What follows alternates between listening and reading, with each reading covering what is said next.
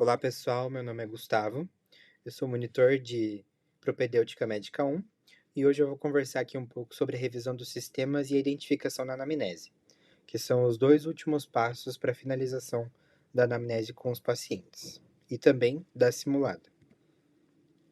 Então eu vou iniciar aqui com a revisão dos sistemas, com uma definição aqui mais breve sobre o que seria essa revisão dos sistemas, que seria uma investigação de cada órgão e sua fisiologia, citando dois exemplos de sintomas, sendo um preferencialmente relacionado à função do órgão.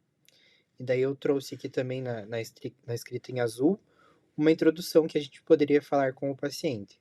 Por exemplo, agora faremos uma revisão geral sobre todos os seus órgãos. Perguntarei um a um e se houver algo relevante, por favor, me avise. Mas para que serve essa revisão dos sistemas? Ela serve porque ela complementa a história que o paciente está contando para a gente. Ela faz o reconhecimento de enfermidades que não têm relação com o histórico médico atual. E também ela faz com que o paciente ele se lembre de outros sintomas que ele tem sentido que ele não falou lá na história médica atual. Então, assim a gente faz uma investigação completa sobre todos os sintomas do paciente. E ela é realizada da seguinte maneira: uma pergunta focada, seguida de uma fechada sobre o órgão e um ou dois sintomas. Então a gente inicia pela cabeça e pescoço, onde a gente vai avaliar os seguintes órgãos, né? O cérebro, os órgãos do sentido, a dentição e também a gente faz uma pergunta sobre a última visita ao dentista que o paciente teve. No tórax, mais abaixo ali, a gente pergunta sobre o pulmão e o coração. No abdômen, estômago e intestino, incluindo os hábitos intestinais. Na pelve, o funcionamento do sistema urinário, dos órgãos reprodutivos e também os hábitos sexuais. Nos membros, a força e coordenação. E daí, de uma forma geral, a gente também pergunta sobre a pele, sobre o humor, sono e peso. Aqui eu coloquei uma observação em laranja sobre as pacientes mulheres, as pacientes femininas, que também devemos perguntar sobre a investigação ginecológica e menstrual dessas pacientes. Então agora eu vou iniciar com algumas pontos que a gente pode investigar em cada área do corpo. Iniciando pela cabeça, mais especificamente no cérebro, podemos verificar o raciocínio, a memória, a coordenação, que também faz parte, né, do cérebro, tonturas, cefaleias, convulsões. Nos olhos, a visão, se os olhos estão lacrimejantes ou se estão muito secos, se há algum prurido, se tem alguma sensação de corpo estranho nos olhos, ou visão dupla, que é diplopia. Aqui nos ouvidos, a gente avalia a audição, se tem alguma secreção, se tem alguma dor, se tem algum zumbido. No nariz é o olfato, a rinorreia, né, que é o nariz escorrendo, a constipação nasal, que é o nariz trancado, se tem algum sangramento ou espirro. Daí aqui na parte da boca, iniciamos com o paladar, com o hálito, se está ressecado ou como está a salivação. E nessa parte aqui que a gente pergunta sobre a dentição e a última visita ao dentista. Seguindo para o pescoço, a gente pergunta para a garganta e para o esôfago, que eles têm até algumas características comuns. Na garganta a gente pergunta da voz, se tem alguma dificuldade para engolir ou alguma dor, tosse e dor de garganta. Já no esôfago, a gente pergunta sobre queimação, se tem alguma dificuldade para engolir também, se tem alguma odinofagia, regurgitação ou se tem algum arroto. Seguindo para o tórax, nos pulmões a gente avalia a respiração, né, a falta de ar, tosse, expectoração, se tem algum sangue ao tossir. E também se quando a pessoa respira, ela produz sons altos, semelhantes a assobios. E no coração, se tem alguma palpitação, síncope, se o paciente ele observa que ele está cianótico.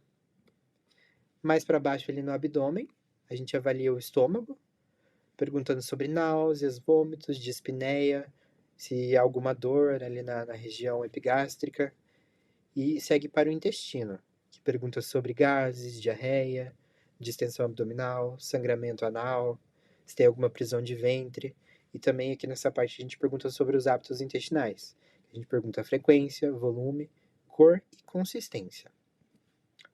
Indo um pouco mais para baixo ali na pelve, a gente começa também pelas vias urinárias, sobre a incontinência, se teve alguma alteração no jato urinário, se tem alguma urina residual, que é aquela sensação de que a pessoa já fez o xixi, mas ela continua com vontade.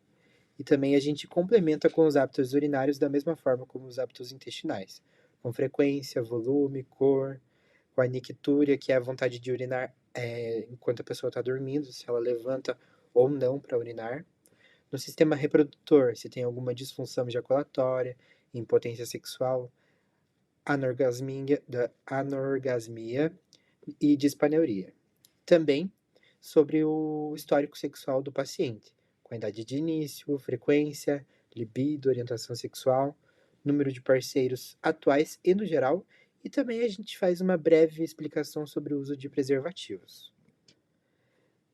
Aqui, como eu falei anteriormente, a investigação ginecológica ela é feita apenas em pacientes mulheres, e daí a gente pergunta sobre o histórico mamário, se tem alguma dor, alguma secreção, ou se a pessoa sente algum nódulo. E também os menstruais, que envolve toda a vida da paciente feminina, a menarca, a data da última menstruação, os intervalos entre os ciclos, o volume, que é um pouco subjetivo, e daí dá para especificar com o número de absorventes utilizados durante a menstruação, os dias de sangramento e os sintomas pré-menstruais. Nos membros, a gente prossegue perguntando sobre artralgias, que seriam as dores nas articulações, as mialgias, se sente alguma fisgada ou se sente espasmos musculares. Agora falando um pouco sobre os sintomas gerais, na pele a gente consegue avaliar se há algum prurido, icterícia, alergias ou se a pele é seca. No peso, a gente pergunta as variações, né? O peso atual, se teve alguma variação em tempo e como a pessoa percebeu o tempo. Por exemplo, eu senti que meu corpo deu uma diminuída, ou as roupas estavam caindo, estavam grandes. Dessa maneira, a gente consegue ter uma investigação ali sobre o peso do paciente. O sono, qual a quantidade de horas que esse paciente dorme, se ele tem alguma insônia, se ele sente que o sono tem boa qualidade. E também as condições emocionais, como humor, afetividade, pensamento e atenção. Então, falar aqui sobre parte dos sintomas de cada região do corpo, né? Alguns exemplos. Eu trouxe aqui um exemplo de como a gente pode perguntar isso para o paciente. Por exemplo, aqui, ó. E a cabeça? A gente pergunta se tem dor, se tem tontura, os olhos, a visão turva, como enxerga, ouvido, zumbido, como ouve, boca, condição dentária, feridas, paladar, sempre fazendo perguntas únicas, não fazendo duas juntas, por exemplo, assim, e o tórax? Sente alguma dor no peito? Isso não é o correto, porque a gente pode estar induzindo o paciente para uma resposta que a gente gostaria. Então, certo a gente fazer assim, o tórax. Esperar o paciente responder e prosseguir assim, sente dor no peito? E assim prosseguir para todas as regiões aqui do corpo. Após a gente fazer todas essas perguntas, é sempre importante a gente fazer uma reabertura com o paciente.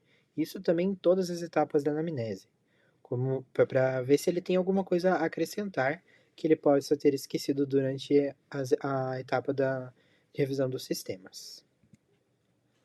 Agora, seguido aqui quase para o final da anamnese com a identificação do paciente, essa é uma parte da anamnese que ela é bem direcionada, ela é bem fechada, bem objetiva, onde a gente faz perguntas fechadas sobre a identificação do paciente. A gente pode introduzir da seguinte maneira: ó. Por último, eu preciso realizar sua identificação com dados gerais. Daí a gente prossegue perguntando o nome, pode ser o nome de registro ou o nome civil, caso o paciente tenha, a idade, a escolaridade, o sexo, se ele, a cidade onde ele nasceu e também onde ele mora, a etnia, o estado civil, a profissão, e também algumas perguntas que fazem com que a gente se aproxime mais do paciente, né, como a religião, time de futebol, o meio de transporte que ele utiliza. E também mesmo após a gente fazer essas perguntas, a gente realiza ainda mais uma abertura para fazer o encerramento da nossa anamnese.